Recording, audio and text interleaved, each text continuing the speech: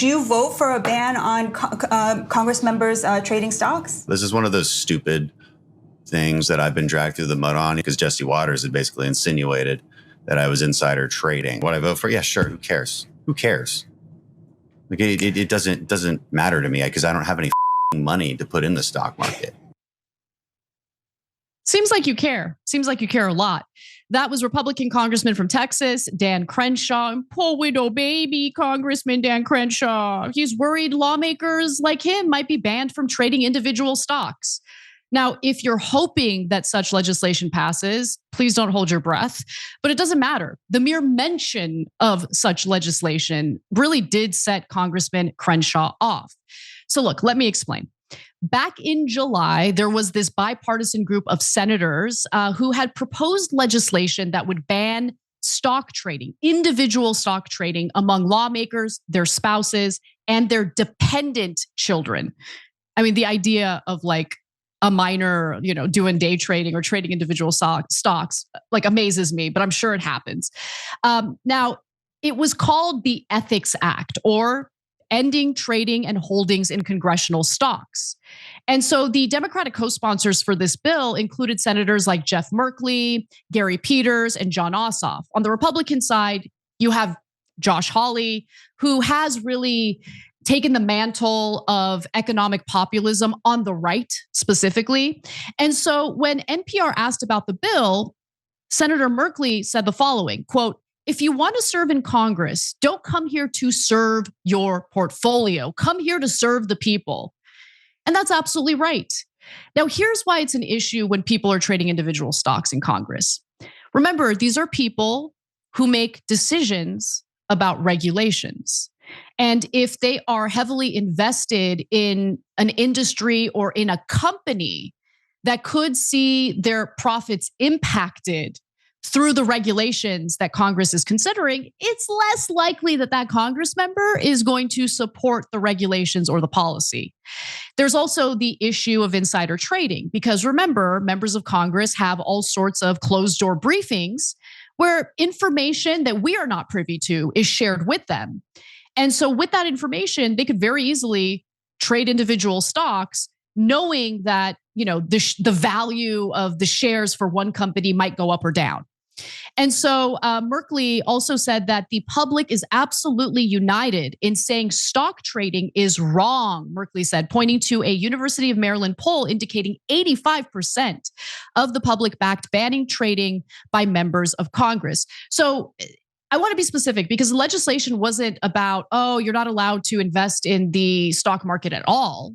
It's just that, hey, trading individual stocks, like stocks belonging to a specific company or companies, that's the issue here. So, maybe a mutual fund, maybe an ETF, that's fine. But we really do want to stop the practice of trading individual stocks in Congress.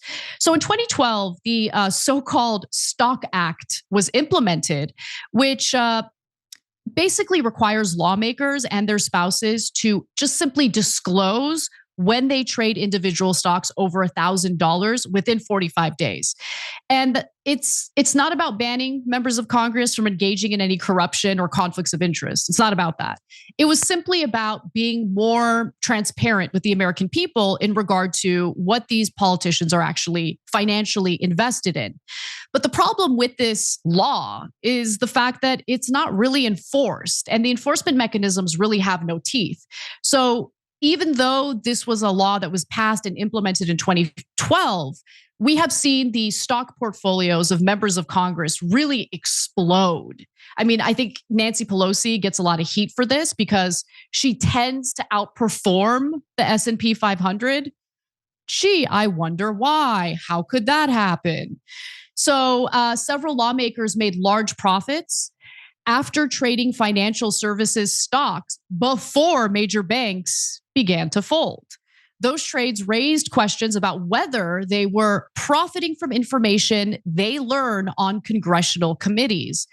I am going to go ahead and speculate that, it seems like that's been happening. In fact, there was a big story during the coronavirus pandemic where senators who had a closed door briefing on the severity of coronavirus immediately went and started buying stock for things like Zoom, video conferencing companies, things like that. And they did this before the general public was made aware of how severe the pandemic was going to be. They did this before the lockdowns and the shutdowns happened. So, I mean, I'm not an idiot, right? Like, that looks super fishy, that looks suspicious. And so I think that instance is what really turned people on to the fact that there's more corruption going on in Congress than we previously thought, that these conflicts of interest run deep. And so Senator Merkley says the fact that members of Congress do better than a generalized portfolio suggests that there's privileged information that folks hear about. May not be inside information. Maybe it's early information. Maybe it's an insight that comes from working on a sector through your committee work, or so on and so forth. But that's an issue. And I'm going to go ahead and agree with him. So, with all of that in mind, I think we should now jump to the rest of what Republican Congressman Dan Crenshaw was saying during this interview on the Free Press. Let's take a look. Would you vote for a ban on Congress members trading stocks? Yeah, I mean, this is like number 1,000 on my priority list of things to care about. This is one of those stupid things that I've been dragged through the mud on. You know how much money I've ever had in the stock market? About $20,000, and yet I've been dragged through the mud on this as if like there's some insider trading. I just sent a letter to Fox News, a threatening letter from my lawyers. Threatening them with defamation because Jesse Waters had basically insinuated that I was insider trading. Of course, it's not true. You'd be more surprised how much little information we have. How much little information you have? Like, they have closed door briefings and committee meetings where they share information all the time. I mean, at least when they do show up to work. I say that because Congress isn't really in session much of the year. But okay, so is he also suggesting that members of Congress pass bills with little information? I mean, I'm not buying it at all. Also, according to Capital Trades, which tracks members of Congress based on their legally mandated stock disclosures and filings, Dan Crenshaw does in fact have more than $20,000 in the stock market. So as you see from this graphic, he has about $161,000 invested. That's a lot of money for ordinary Americans. So I'm not trying to minimize that amount of money, but I will be fair to Dan Crenshaw and note that compared to the literal millionaires who have tens of millions, sometimes hundreds of millions of dollars invested in the stock market, yeah, I mean, he's on the lower end of the scale. Okay, so he probably didn't take kindly to being targeted by anybody when it comes to this particular issue. But the fact remains that the issue is a problem. And I personally don't appreciate the fact that he downplayed how much money he has invested. It's not 20,000, it's 161,000. Now, here's more of what he had to say. Take a look. So sure, yeah, why not? Don't let us trade stocks. How about we'll just keep whipping ourselves. How about we don't make any money either? How about like just cut our paychecks? We haven't gotten a pay raise since 2008. It's always some member, right, who senses the populist energy, and then mirrors it, believing that this is what's going to help me connect with the people. Because what do the people want? Well, they want an easy button. All my problems will be solved if there's no stock trading. All my problems will be solved if there's term limits. Yeah, but if you think about any of these things for 5 whole minutes, you might quickly come to a different conclusion. Now, what I vote for? Yeah, sure. Who cares? Who cares? Like it doesn't matter to me because I don't have any money to put in the stock market. No, it seems like you care. It matters to you a lot. You're very annoyed by this. And by the way, like, members of Congress make $174,000 a year, assuming they're not in a leadership position. So I know the Speaker of the House makes over $200,000 a year, but ordinary rank and file members of Congress, $174,000 a year. Okay. He complains about not getting a raise since 2008. Well, congressional lawmakers haven't passed a minimum wage increase for the American people, for American workers, since 2008 either. So spare me your tears about how you haven't gotten a raise since 2008, all right? Currently, the federal minimum wage is $7.25.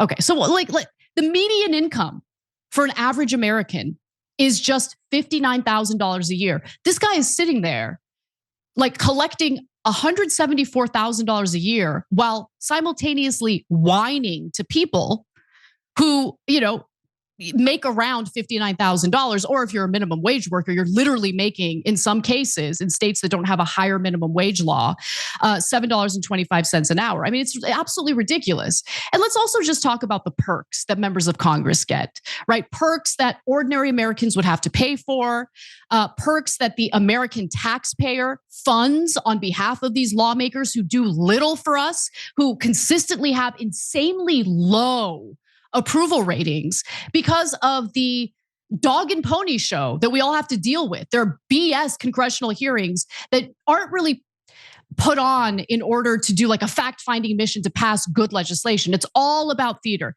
People hate Congress because they don't work for us, yet they collect six-figure salaries and get these massive benefits. So what am I talking about when I talk about these massive benefits? Okay. So although pensions, as we all know, are increasingly uncommon for ordinary, hardworking Americans, they're really not a thing of the past when it comes to lawmakers. In fact, their pensions are real generous. So since 1946, members of Congress with at least 5 years of service or federal employment are eligible for a generous pension that pays 2 to 3 times more than pensions offered to similarly salaried workers in the private sector. And that's according to the National Taxpayers Union Foundation. Now, a lesser known congressional benefit, a little perk they get, is the practice of leaving death gratuity payments to their heirs or members who die while serving in office, equal to the member's yearly congressional salary. The payments are provided regardless of how wealthy the deceased lawmaker was. From 2000 to 2021, in just that 1 year period, the payments have cost American taxpayers $5 million. But wait, there's more. What other perks, what other benefits do these members of Congress get? Well, the majority of their flights are free, along with free airport parking, free on-site gym, good health benefits paid for by us taxpayers, of course, and an excellent retirement plan. Members of Congress each receive $250,000 annually for travel and office expenses. There's $900,000 for each representative to hire staff and $3.5 million for each senator per year. Okay. So the best perk, in my opinion, for members of Congress is the fact that they don't really need to work. I'm not even kidding. Compared to an ordinary American worker, members of Congress do very little. Now, what do I mean by that? Let's take a look at how much time they get off every year. So I looked at the yearly calendar. I looked at every day Congress was in session for every month. And here's what I found. And this is on congress.gov. You guys can check it for yourselves. House lawmakers worked a whopping 13 days this month. 9 days in October, 15 days in September, 9 days in August, although I should say that these sessions are super limited because they're not even supposed to work in August at all. They usually get August off. 14 days in July, 14 days in June, 16 days in May. Look at these workhorses go. 16 days in April, 15 days in March, 14 days in February, 14 days in January.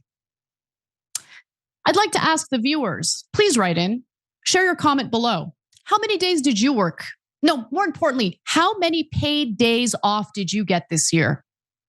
So they're scheduled to get all of December off, by the way. So that's another thing. They make $174,000 to work a total of 149 days out of the year. Out of the year. That means that they make $1,167 each day Congress is in session. Do you make that much money? So please explain to me why we should sit here and listen to a congressman like Dan Crenshaw cry about how he hasn't gotten a raise since 2008. Okay. Assuming that they work 8 hours a day on the days they actually do work, well, their hourly wage turns out to be $145, while minimum wage for Americans is $7.25 if they're not living in a state that has managed to increase their state minimum wage. Now, maybe Crenshaw is bad with money. Because as he cries and cries about how broke he is, making nearly $200,000 a year, there are other members of Congress who make the same amount of money, come into Congress as middle-class people, but then leave tremendously wealthy. How does that happen? Well, the truth is that many congressional lawmakers get super rich working in Congress despite their salaries. So members of Congress are not allowed to continue in their prior jobs while working on Capitol Hill, although their net worth continues to increase through investments. In 2020, more than half of the 535 lawmakers in Congress were listed as millionaires.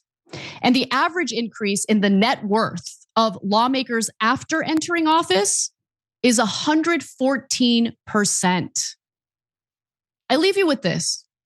Back in July, Republican Senator Josh Hawley, the Republican who co-sponsored the bill to ban individual stock trading by lawmakers, was asked if Republicans would make good on their promise to block a floor vote of the Ethics Act. And here's his response. It was telling.